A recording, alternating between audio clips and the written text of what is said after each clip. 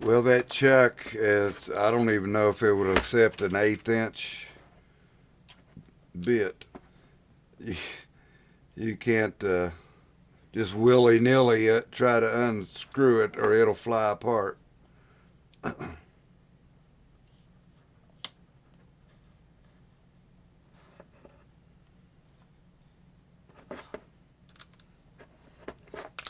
It might accept an 1/8 inch bit.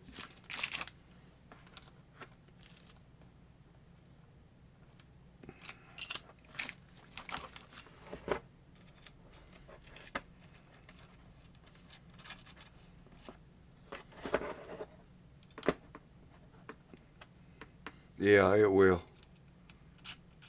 But you have to be careful. It's not Dremel quality on that.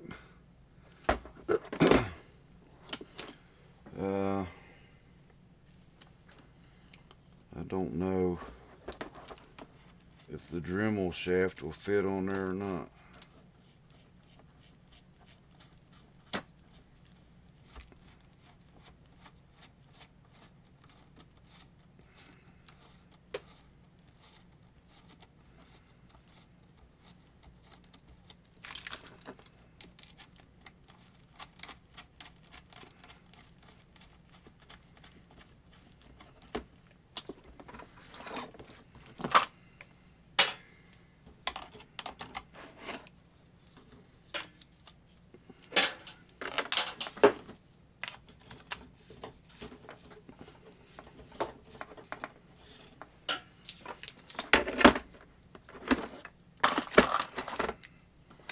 Well, it screws on. Let's see if it twists the shaft.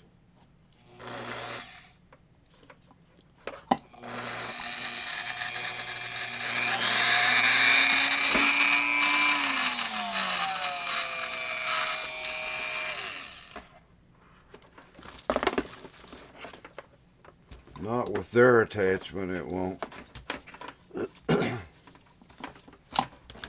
Let's see if the Dremel attachment will fit.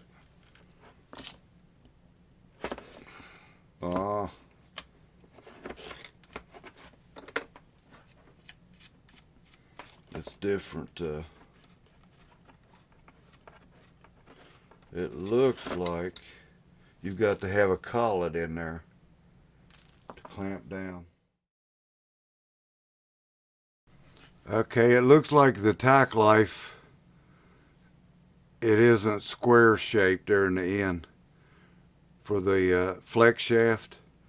The Dremel is square to accept the shaft. So with the Tacklife, to use this flex shaft, you would have to put a collet in there and clamp it down on the flex shaft. It looks like. So let me see if the Tacklife will accept the Dremel setup flex shaft. This is the Dremel attachment for the flex shaft. Put the Dremel flex shaft on the Tacklife. It screws on.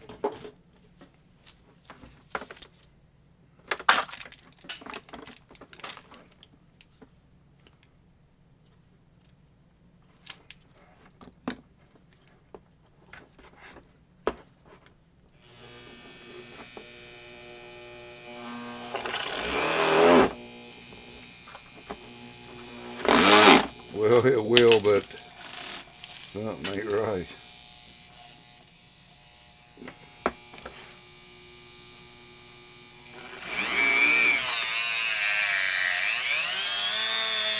Yeah, it works.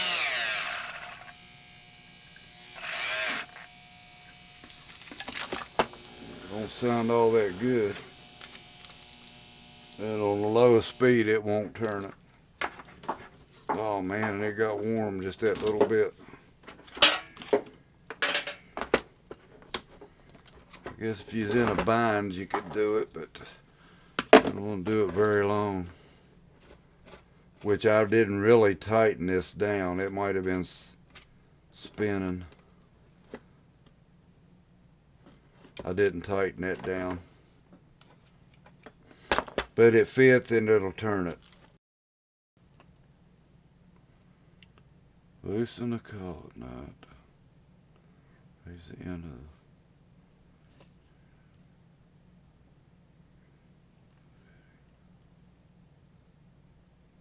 Oh,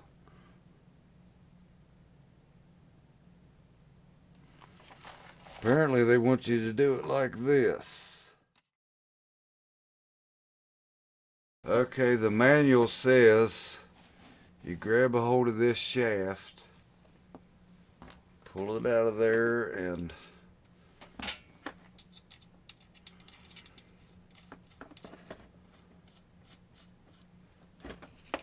stick it in the collet.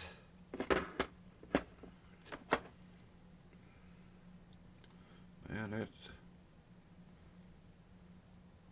that shaft is square. If they just had the right side, the right attachment on that thing, it would work. But I guess you shove the shaft up in the collet up to that brass ring. The little brass ring here.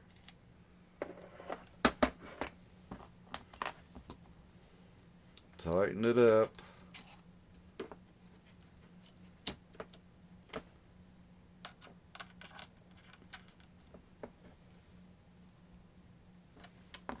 Strange, but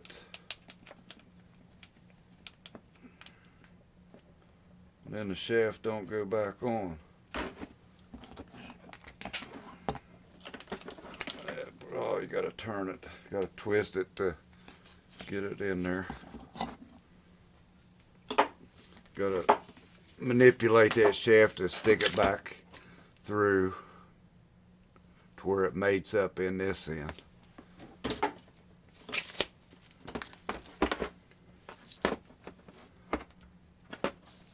Turn it on. Yes, it works on low speed. It didn't work on low speed with the Dremel shaft because it didn't mate up right.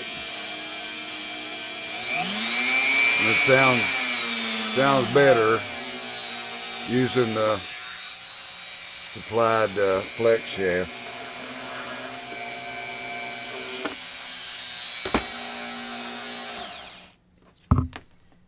Okay, got that figured out. It's a little tedious. They have to tighten that collet down on that shaft though. A little strange because this shaft is square like the Dremel, but they don't have the right nut. If they had a square nut like the Dremel collet nut, it would work as smooth as the Dremel. But once you go through that step, it works fairly smooth. It's pretty hefty. I mean, it's not lightweight. And I don't know about the brushes. Compare it to a Dremel brush.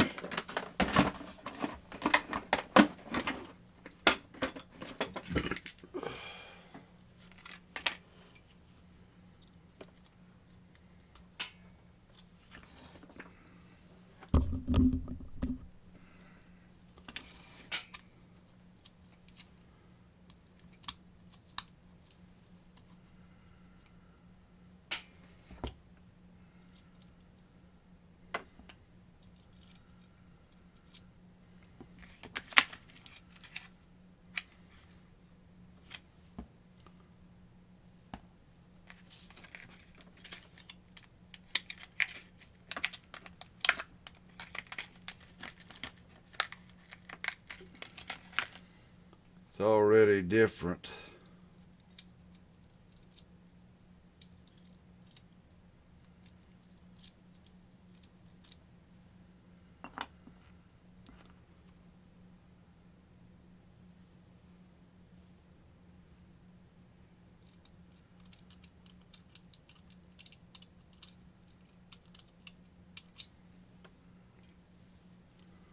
Yeah, different brush from the Dremel. Dremel is more square.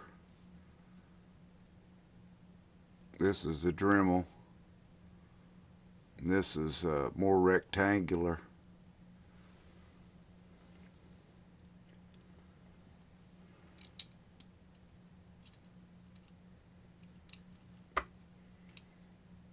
Yeah. Oh no. Dremel dropped in there.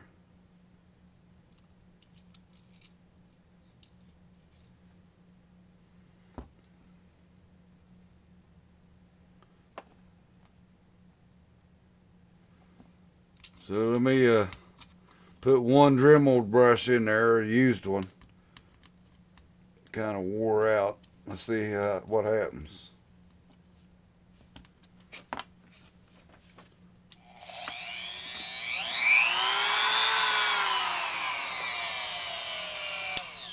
Yeah, it'll work with the Dremel brush.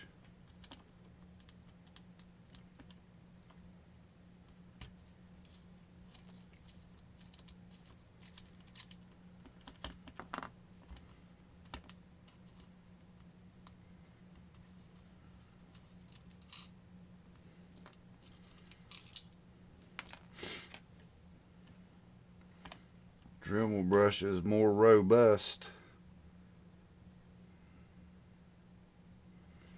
It's got a strange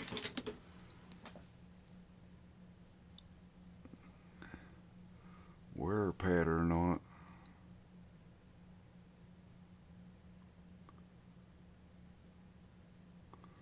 I guess I have to get it broke in, but only part of that brush is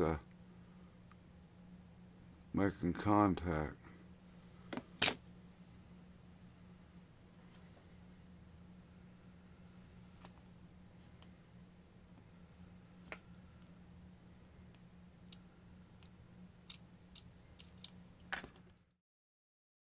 That's a little odd having the variable speed here on this knob and completely on the other side's the on off switch. With the Dremel, the on off switch is in the knob. You turn it all the way down. Well, it slides, it's a little slider. You turn it all the way to 0 and it's off.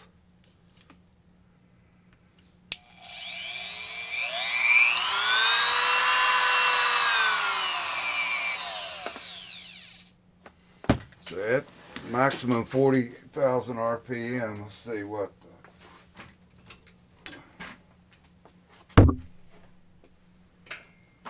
the Dremel is. Dremel goes down to 5,000. This one goes down to 10,000.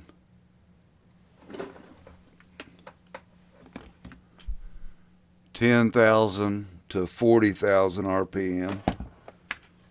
And the Dremel 5,000 to 35,000 RPM. Here's the on off, built in off.